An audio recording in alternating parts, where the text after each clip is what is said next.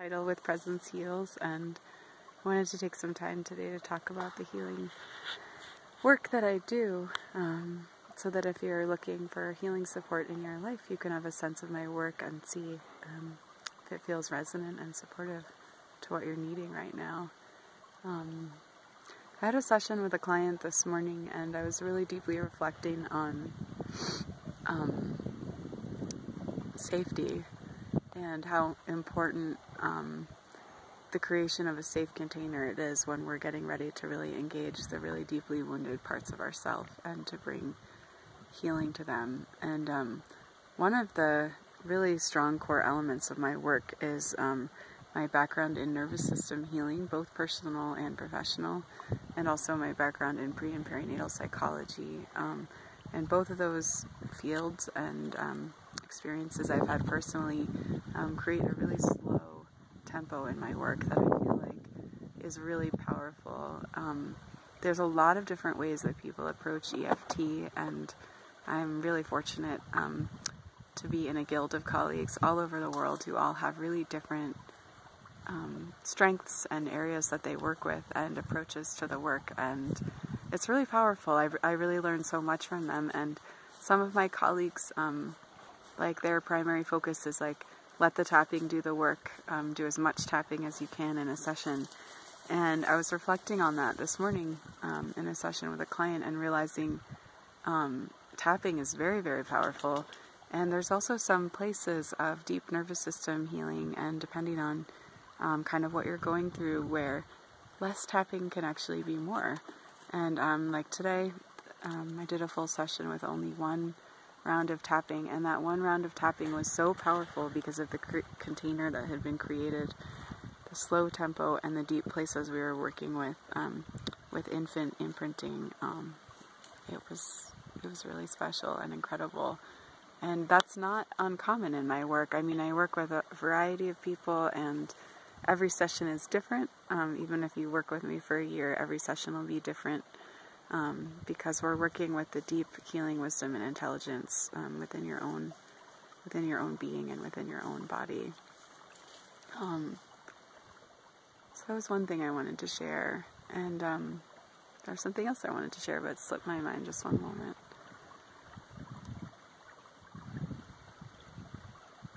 Yeah, what I wanted to talk about today, one of my primary reasons for doing this today, is I wanted to talk about how when we experience incredible traumas in our lives, or even very, just very difficult situations, or long-term illness, a lot of times what can happen is our unmetabolized and often intolerable experiences from infancy rise up in those moments, and they can be very, very challenging to work with.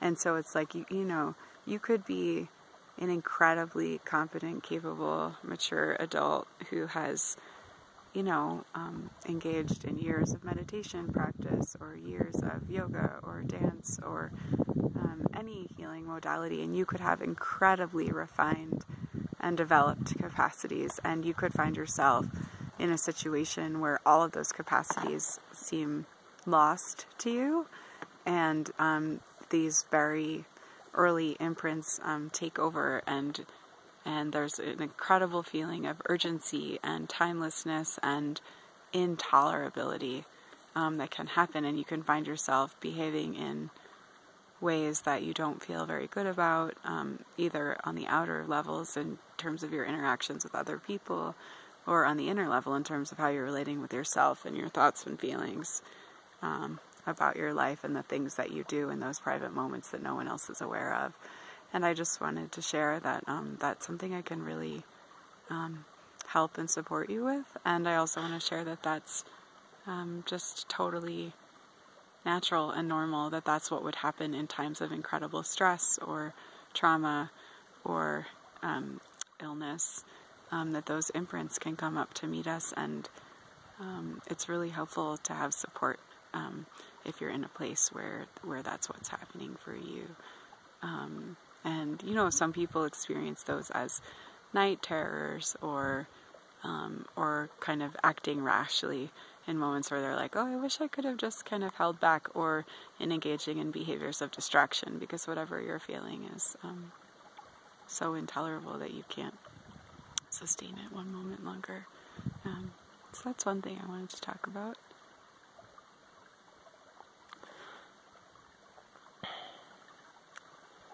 The first thing you mentioned at the start of this interview was safety. And so I've also heard you talk about how imprints of experiences that were intolerable can come up in our adult lives. Are there any examples that you think would be helpful to talk about of, situations in our lives that could bring about some of these experiences or bring up some of these imprints? Yeah, that's a really good question. Let's see. Ooh, I just got a cactus pricker in my finger from my pants.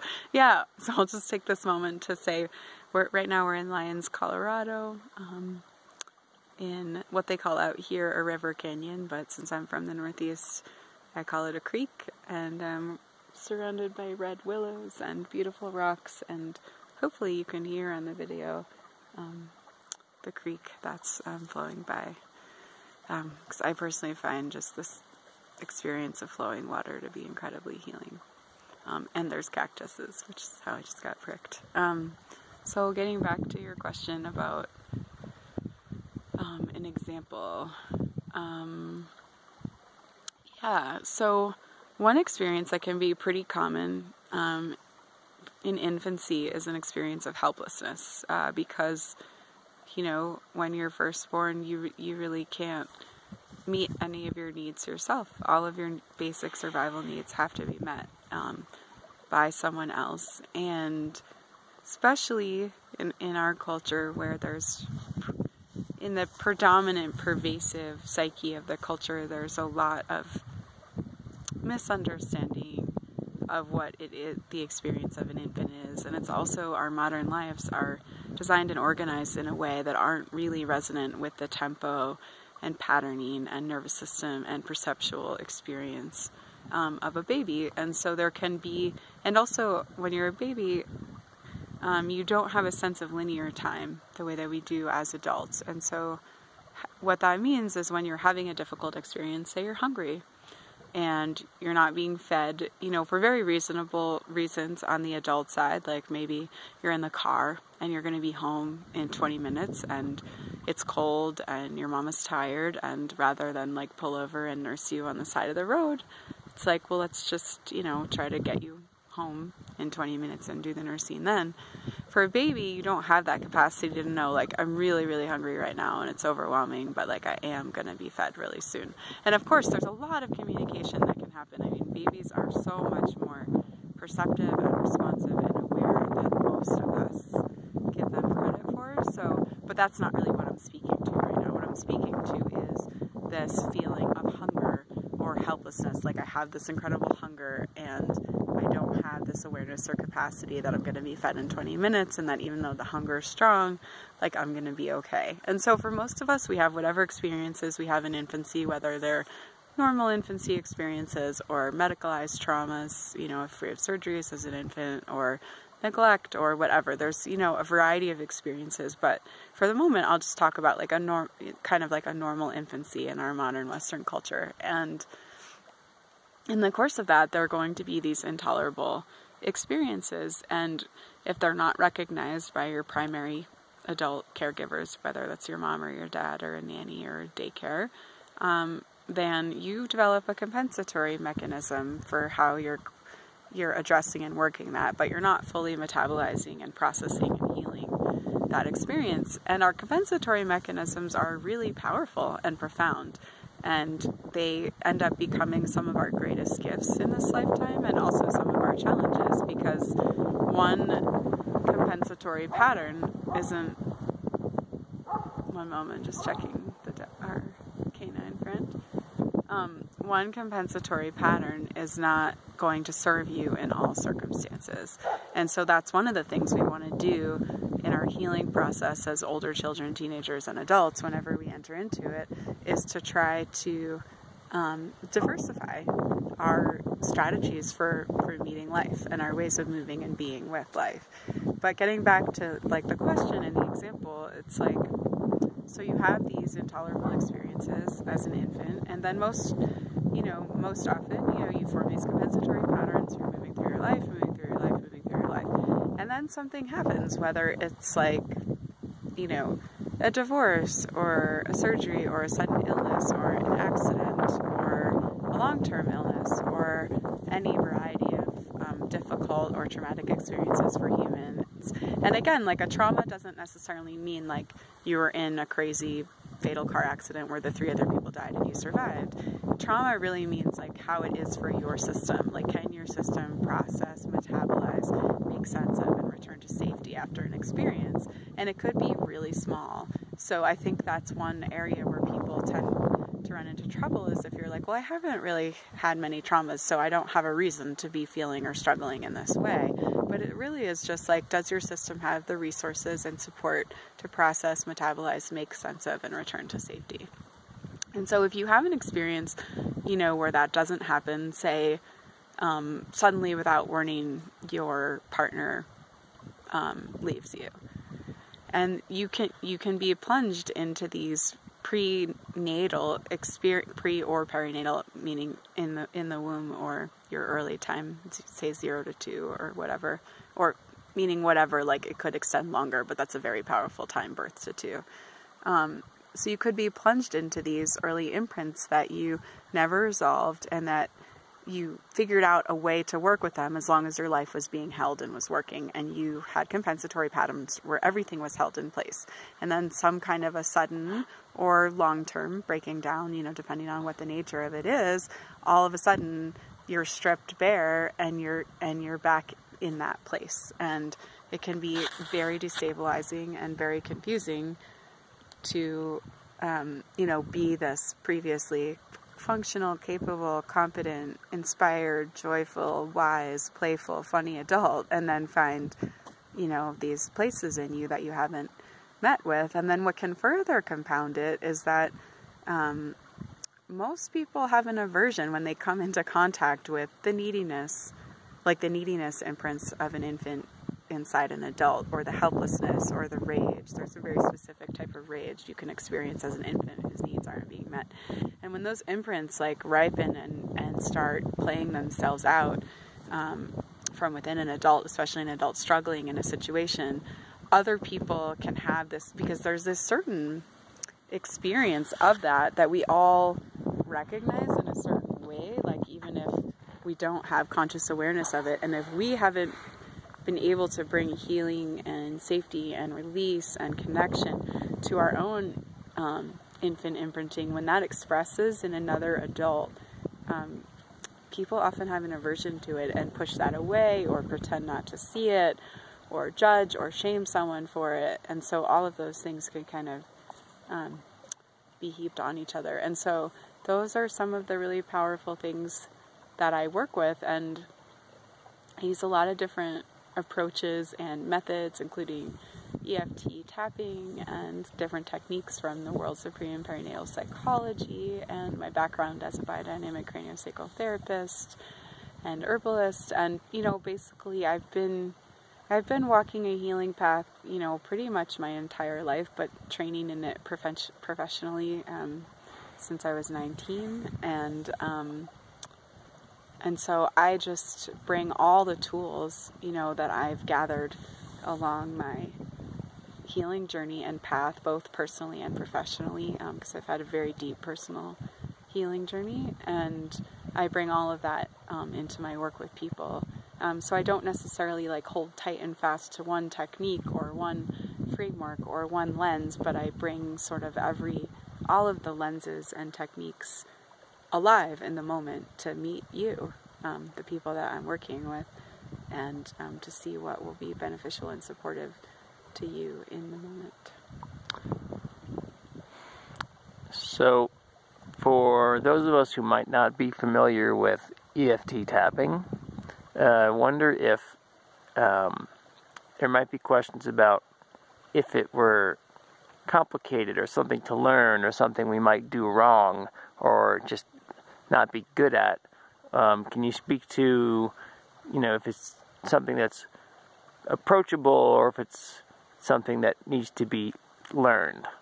Yeah, that's a really good question. So, first of all, I am going to make a video and a recording of some tapping to put on my website soon, so that you can just have that available for anybody who wants to tap, who hasn't had experience or who wants more support in their tapping.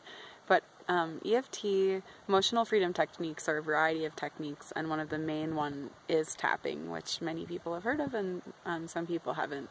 And it's an incredibly simple technique that requires very little training and experience to begin working with.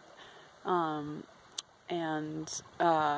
it's something, that I teach my clients in the first session. If that's one of the tools and techniques we'll be working with, then I teach my clients how to tap, and I send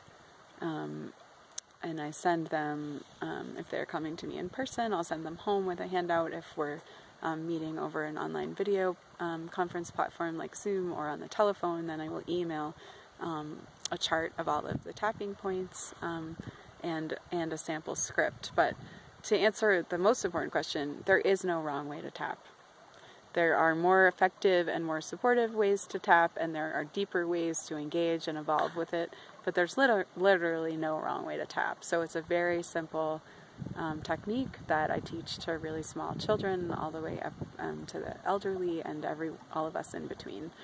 So it's really simple, and it just involves tapping different points on the face and the body, and you can tap as vigorously or as lightly, or you can even rub the points. And I do want to just take a slight tangent here, which is if you are engaging in deep nervous system healing and your nervous system is really profoundly dysregulating, tapping can be difficult. And so there are a lot of ways that I will work with people to adapt that. Like when I was really, really, really sick, my system couldn't tolerate tapping. There's other options of like visualizing the points or holding at the points. And so I just want to say, like, wherever you're at, I can totally meet you, and we can adapt and evolve like techniques so that they meet you where you're at with what your capacities are and also like what you're needing at this time, and so that it's not something that's like difficult or challenging or like pushing your system. I mean, make very clear, I definitely have the capacity to be like a fierce advocate for you and for your healing, and I have, can have cutting insight, and I can be sharp and direct, absolutely, but I also can be incredibly gentle and all of these, I mean, I'm talking about myself, but I'm really talking about aspects of the healing journey. So I kind of want to rephrase that. It's like, on the healing journey, there are moments where you need like a fierce dragon or like a fire flame to like wake you up and like speak really sharply and like help you see something that you've been missing. There's also moments on the healing journey where you need just incredible slowness and softness and patience and connection and depth, and where less is more. And I just want to say, like, I think that all of those aspects of the healing journey are equally valuable and important and valid, and I don't think like going slow is less than going fast, or being fierce is more than being gentle. Like, I don't hold it that way, because how I view healing is it's like taking in the totality of someone's beingness and listening and looking and like making space for the layer or the vector that healing is going to be effective, like in a given moment in time, and doing that in a collaborative process with my clients. And so that's what I think is really important. There's like a whole array of healing out there that includes everything from pharmaceuticals to subtle energy medicine and everything in between and around and beyond. And I don't hold one system over another. It's more of looking at what is the medicine for this person in this moment. journey and with their healing and with their life. But getting back to tapping, so it's very simple, tapping different points on the face and the body. And one of the things I love about it, and part of why I got into it, is it's a very powerful tool for self-regulation and self-healing that you can use on your own. So you could come do one session with me, learn tapping, get a feeling for it and a sense for it, and you could go off and just be on your own in your healing process if that's what you want. But the powerful thing is that there is a tremendous dimension of healing that is relational.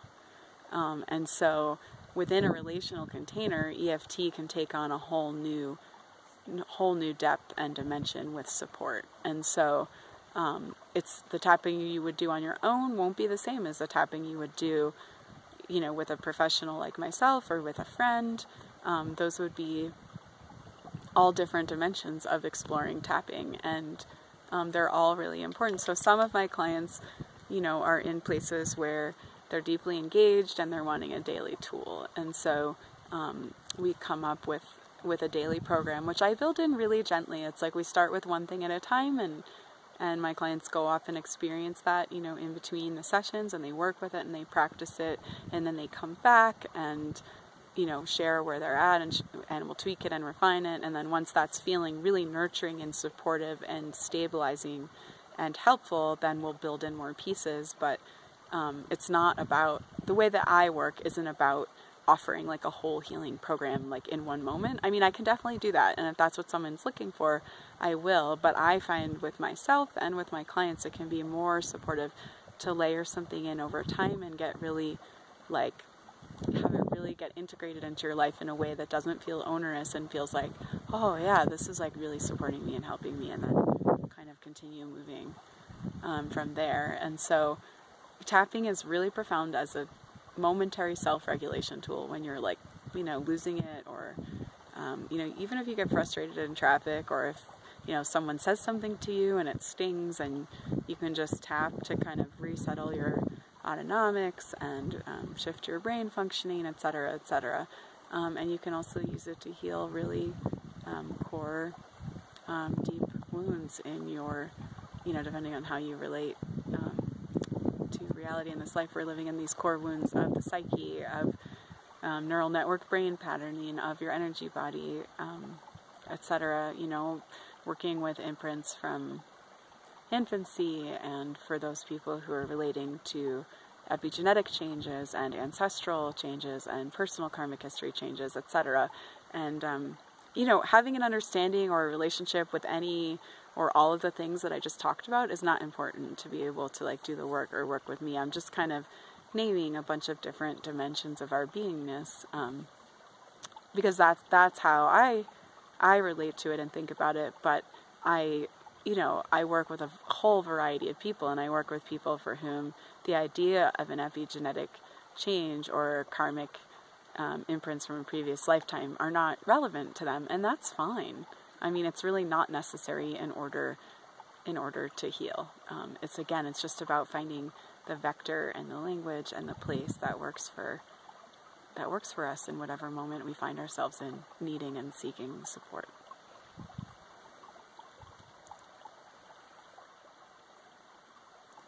Last question. Well, you began to answer it already when you mentioned that the tapping can be used as momentary self-regulation, but also can be effective in healing these deeper imprints. Can you speak to what that would mean, like how it would be that one works with or heals an imprint? Is it gone? Is it incorporated? Is it integrated? Is it forgotten? And so what would that process be like? That is a really, really deep question. And in a way, it's like I don't really have an answer to that. And then in another way, what I would say is certainly not forgotten.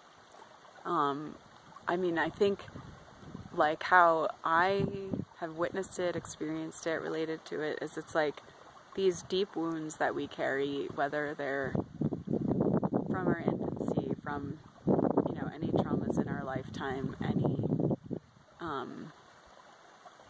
experiences of our own parents that we're carrying for them, or of our other previous ancestors. They're not forgotten, but it's like they're almost like sequestered off. So like from the perspective of biodynamic craniosacral therapy, it's like when a shock happens to the system, say it's a gross shock, like a car accident, and these incredible forces enter the body at the time of impact, and your system can't actually process all those forces at once. So they sequester them in what's called a fulcrum, and they hold them in place until your system is able to process all of those forces. And the same thing happens with like an emotional wound or a psychological wound, or an epigenetic change, or etc. It's like something is sort of sequestered, and so it's unintegrated. That's why an adult who has incredible healing capacities, meditative capacities, therapy capacities,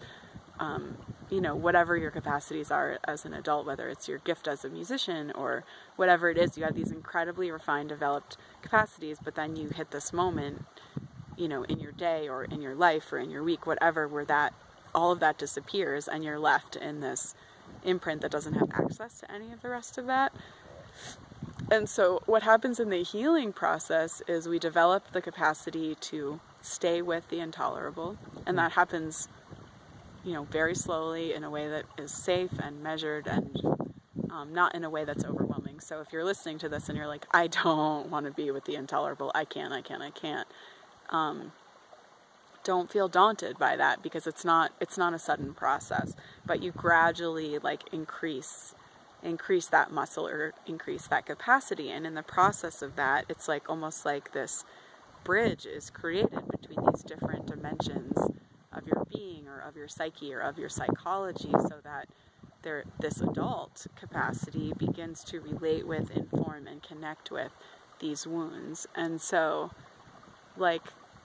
do they ever heal completely and disappear? I don't know, because I would say for myself that has not happened, but there's a workability that comes, and there's a healing and an awareness that comes, where it's like I catch myself sooner and sooner, and that's and I'm talking about myself, but I also I'm seeing this with my clients, but for whatever reason in this moment I decided to talk about my own process. And so there becomes this insight and workability and this capacity. And so the wound is more and more healed. And I do think, actually, now that I'm reflecting on it more deeply, there are aspects that do dissolve. There are these aspects of the experience that dissolve, but what I would say is it seems to me that there's always more and more subtle aspects of that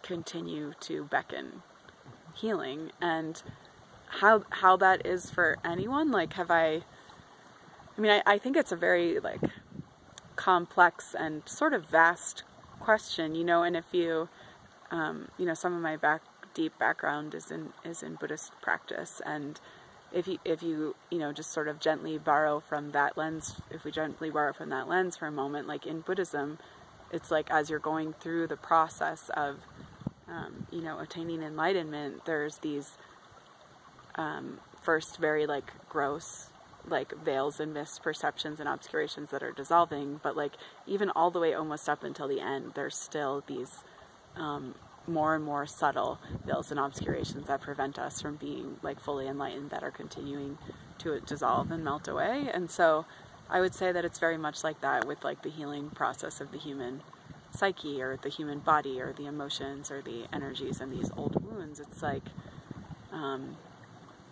we probably do get to that point, but I haven't met people who I feel that I've met and known really closely enough to really have a sense, the people that I've known really closely enough who have been doing this work, who are in their 70s and 80s, they have a capacity to really, really work with themselves, and their consciousness is stronger and their brain doesn't get hijacked as much, but the wounds haven't disappeared. They've just been healed and transformed, and they still do, ripen at certain points, and deeper layers of them are healed and resolved.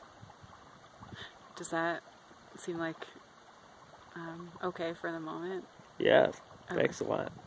Okay, so I wanted to, thank you all for coming and joining me in this beautiful day in the canyon to talk about something really close to my heart, which is healing. And I want to invite you, if you feel any sort of sense of resonance or connection for the support you're seeking in your life or in your healing at this time, emotionally, logistically, professionally, personally, whatever dimension you're seeking support in.